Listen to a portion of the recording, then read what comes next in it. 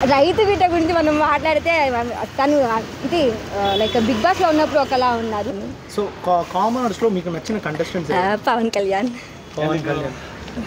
అంటే మిలిటరీ తను ప్యాషన్ అంటే పేరెంట్స్ కోసము తన ప్యాషన్ని మిలిటరీ వైపు తీసుకెళ్లారు. తన ఓన్ ప్యాషన్ కోసం ఇట్లా లైక్ సినిమా ఫీల్డ్ అంటే ఇష్టం తనకి. తనని తన కెరీర్ బిల్డ్ చేసుకునే దానికి ఇట్లా బిగ్ బాస్ 9 ప్లాట్ఫామ్ని చూస్ చేసుకున్నారు. నాకు అది దమ్ము శ్రీజ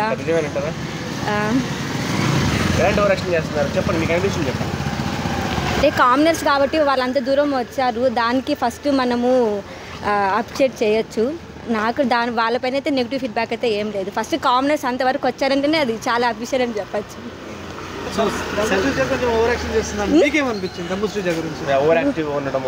హైపర్ యాక్టివ్ అని చెప్పచ్చు. It's not be over action. Celebrities ని డామినేట్ చేస్తున్నట్టుంది కదా.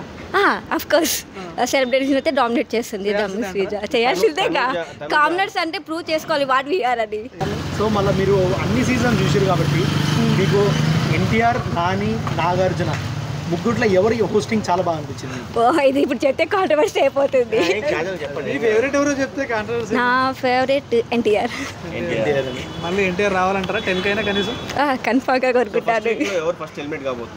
సంజన పైన ఎక్కువ ఉంది. మేబీ సంజన గురించి ఏం చెప్తారు? ఒక మాటలో చెప్పాలి ఏం చెప్తారు సంజన గురించి? సంజన కొంచెం ఓవర్ యాక్షన్ టైప్ అనిపిస్తుంది. ఎందుకు అనిపించింది మీకు? మరి వెళ్ళిపోవాలంటే మీరు ఏం చెప్తారు? ఎవరు వెళ్ళిపోతే బాగుంటుంది, కామనర్స్ లో కానీ లేకపోతే సెలబ్రిటీస్ లో కానీ? అలా ఏం లేదు, నాకు వెళ్ళిపోవాలని ఏం లేదు. తప్పదు. అది అంటే నా ఒక ఒపీనియన్ కాదు కదా, ప్రజలు మొత్తం డిసైడ్ చేస్తారు. ఎవరు లైక్ ఒక్కొక్క పాయింట్ ఆఫ్ వ్యూలో ఒక్కొక్క ఒపీనియన్ ఉంటుంది. రీతు చౌదరి చెప్పండి.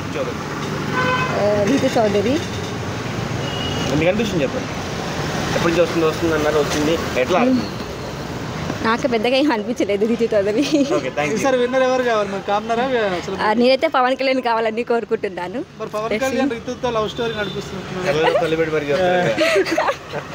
అది బిగ్ బాస్ లైక్ ఇచ్చిన కాబట్టి అది దాని పర్పస్ వాళ్ళు చేస్తున్నారు.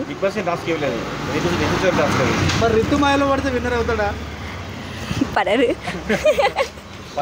అమ్మాయిల మాయలో పడి గెలిచినట్టు ఎవరు లేరు అనుకోండి. రైతు బిడ్డ గురించి మనం మాట్లాడితే తను ఇది లైక్ బిగ్ బాస్ లో ఉన్నప్పుడు ఒకలా ఉన్నారు, తర్వాత బిగ్ బాస్ నుంచి బయటకి వచ్చినాక ఒకలాగా ఉన్నారు. అంటే తన లైక్ అంటే అచీవ్మెంట్ చూసుకొని హెడ్ వెయిట్ బాగా వచ్చిందని నా ఫీల్.